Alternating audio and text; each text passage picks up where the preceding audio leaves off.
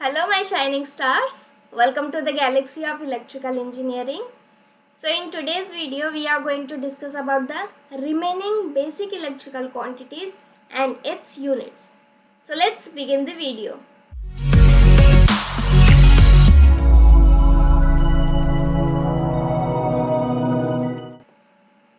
So previous video में हमने already कुछ बेसिक इलेक्ट्रिकल क्वांटिटीज़ के बारे में डिस्कस कर लिया है और इस वीडियो में हम रिमेनिंग बेसिक इलेक्ट्रिकल क्वांटिटीज़ के बारे में डिस्कस करेंगे. सो जो रिमेनिंग बेसिक इलेक्ट्रिकल क्वांटिटीज़ है that are resistance, conductance, power and electrical energy. So इन चार बेसिक इलेक्ट्रिकल क्वांटिटीज़ के बारे में हम अभी स्टडी करेंगे one by one. So starting with the resistance. So resistance क्या होता है? Resistance is nothing but it's the opposition offered by the substance to the flow of electron is called as resistance.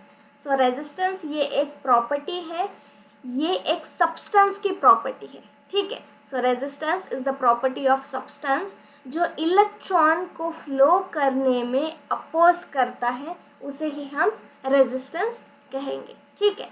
So resistor is a component and resistance is a property.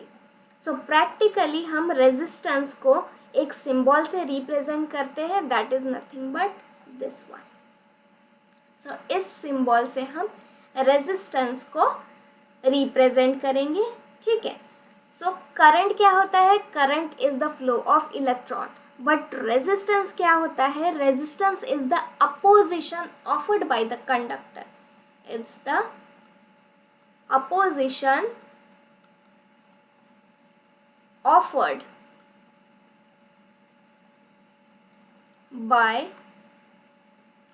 the substance. So ये substance this can be either conductor या फिर insulator. Conductor या फिर insulator हो सकता है, ठीक है. अगर सब्सटेंस कंडक्टर है सो इसमें बहुत कम अपोजिशन होने वाला है to the flow of electron. So if substance is conductor so there is going to be less opposition. और अगर सब्सटेंस इंसुलेटर है तो ज़्यादा अपोजिशन होने वाला है, हाईली अपोजिशन या फिर मोर अपोजिशन, ठीक है. सो कंडक्टर में अपोजिशन कम होता है, दैट्स वाई इलेक्ट्रॉन्स कंडक्टर में ज़्यादा फ्लो होते हैं और हमें करंट मिलता है. But in case of insulator, insulator में बहुत ज़्यादा अपोजिशन के कारण इलेक्ट्रॉन्स फ्लो नहीं हो पाते हैं और उसमें करंट फ्लो नहीं होता, ठीक है. सो रेजिस्टेंस डिपेंड करता है 4 डिफरेंट फैक्टर्स पे. So that I am going to write here one by one. So जो फैक्टर डिपेंड करता है, so first one is resistance is directly proportional to the length of the substance. Second one is resistance is inversely proportional to the area of substance. Third one is going to be the nature of substance. Nature of substance. And fourth one is going to be the temperature. So इस पे depend करेगा resistance. सो resistance का unit क्या होता है? The unit of resistance is going to be ohms. So I hope आपको resistance के बारे में समझ में आया होगा. Now next one is conductance. So conductance क्या होता है? Conductance is nothing but the reciprocal of resistance only. So reciprocal of resistance हम लिखेंगे कंडक्टेंस को हम G से डिनोट करेंगे. So G is equals to 1/R. So conductance का जो यूनिट होने वाला है that is going to be mho, ठीक है. So unit of conductance is मोह.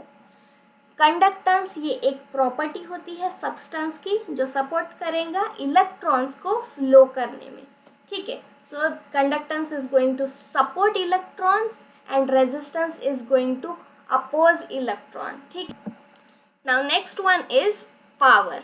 सो पावर को हम P से इंडिकेट करेंगे, ठीक है, हम P से रिप्रेजेंट करेंगे। बट पावर होता क्या है? Power is nothing but the rate at which the work is done in an electric circuit is called as electric power. So electric power का formula we have here, electric power is equals to work done by time। So जब कभी हम voltage apply करते हैं किसी भी conductor में तो क्या होने लगता है? इलेक्ट्रॉन्स का मोशन होने लगता है, इलेक्ट्रॉन्स फ्लो करने लगते हैं कंडक्टर में। सो जैसे ही इलेक्ट्रॉन का मोशन होता है दैट मीन्स क्लियरली हम कह सकते हैं कि वर्क इज बीइंग डन। सो काम हो रहा है इलेक्ट्रॉन्स को वन पॉइंट से दूसरे पॉइंट में मूव करने के लिए, ठीक है, इसे ही हम इलेक्ट्रिक पावर कहेंगे। So here I am going to draw voltage, ठीक है, यहाँ हमने वोल्टेज को ड्रॉ किया है। This is positive terminal, this is negative terminal, और यहाँ एक कंडक्टर है, ठीक है। कंडक्टर में बहुत सारे फ्री इलेक्ट्रॉन्स मूव करेंगे। जैसे ही हम वोल्टेज अप्लाई करेंगे, वोल्टेज अप्लीकेशन की वजह से जो इलेक्ट्रॉन्स है वो मूव करने लगेंगे towards the positive terminal of battery. So positive terminal of battery के टूवर्ड्स में ये मूवमेंट होने वाला है। इनडायरेक्टली यहाँ करंट का फ्लो हो रहा है, ठीक है। सो करंट फ्लो हो रहा है, that means electron one point से दूसरे पॉइंट में मूव कर रहा है, that means work is being done, and indirectly this work done in moving the electrons in a unit time is called as electric power, ठीक है। आपको पता है इलेक्ट्रिक पोटेंशियल, जो हमने फर्स्ट इलेक्ट्रिकल क्वांटिटीज को डिस्कस किया था तो वहाँ हमारे पास इलेक्ट्रिक पोटेंशियल था। So electric potential V is equals to work done by charge, work done by charge था। So work done V is equals to W by Q। So हम W को V into Q से represent कर सकते हैं, ठीक है। So here I am going to substitute V into Q divided by time। But Q क्या होता है? So I is equals to Q by T। So here we need to substitute value of Q। So Q is equals to I into T। So here as I substitute V into I into T divided by T, so electric power P is equals to V into I। So electric power क्या होता है? Electric power is V into I और इसका unit है watts, ठीक है। इसका unit क्या है? Unit of electric power is watts।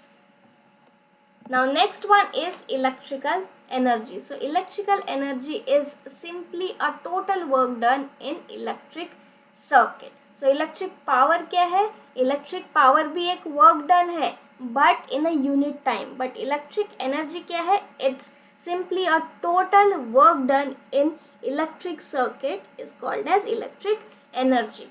So electric energy को हम E से रिप्रेजेंट करेंगे। So E is equals to electric power